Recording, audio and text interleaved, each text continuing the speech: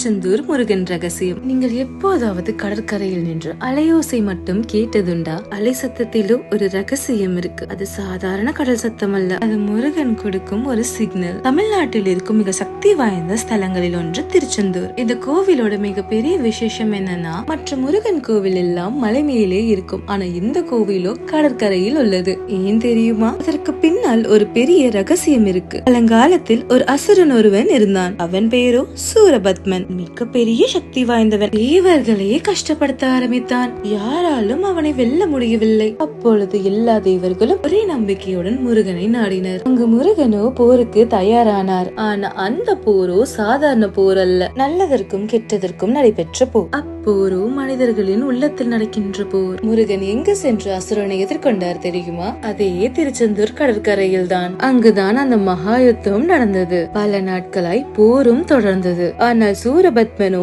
தனது மாயையை பயன்படுத்தி பல ரூபம் எடுத்தான். ஒரு நேரம் பெரிய மரமாகவும் மற்றொரு நேரம் பெரிய மலையாகவும் நின்றான். அப்பொழுது முருகன் தன் வேலால் அந்த எல்லா மாயையையும் உடைத்தார். இறுதியில் சூரபத்மனோ மிக பெரிய மரமாய் மாறி நின்றான். ஆனால் முருகன் அந்த மரத்தை இரண்டாக பிளந்தார். அதிலிருந்து வந்ததோ ஒரு மயில், ஒரு சேவல். மயிலை தனது வாகனமாகவும் சேவலை தனது கொடியிலும் ஏற்றினார். இப்போ இதில் இருக்கும் ரகசியம் என்ன தெரியுமா? முருகன் அசுரனை கொல்லவில்லை, அவர் அவனை மாற்றினார், கெட்டதை நல்லதாக்கினார்.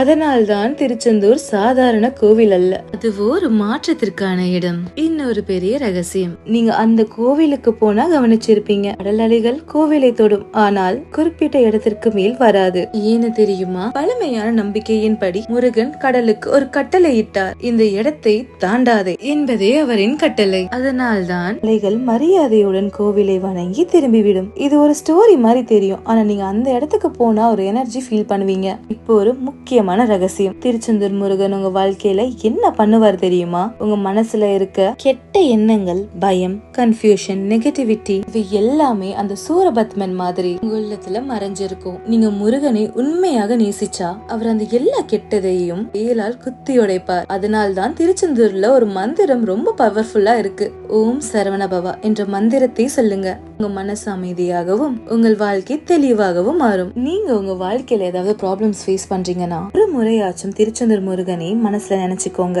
உங்க உள்ளத்துல இருக்க சூரபத்மனை நல்லதாக மாற்றுவார். இது ஒரு கதை அல்ல, திருச்செந்தூர் முருகனின் ரகசியம்.